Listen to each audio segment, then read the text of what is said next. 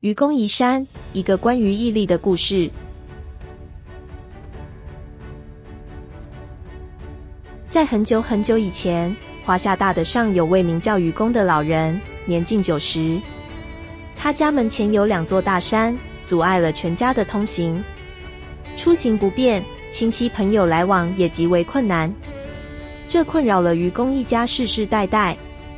终于有一天，愚公下定决心，他召集全家，郑重地说出一个惊人的决定：我们要把这2座山移走。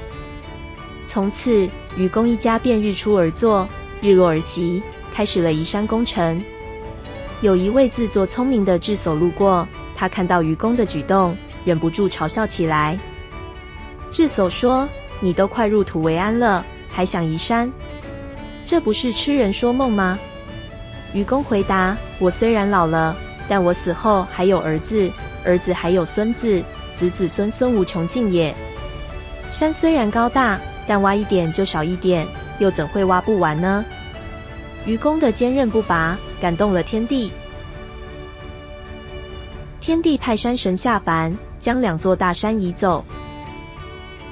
一夜之间，风雷大作，2座大山竟然真的被移走了。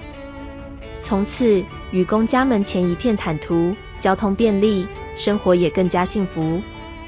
愚公移山的故事告诉我们，只要有坚定的信念和持之以恒的毅力，即使面对再大的困难，也能最终克服。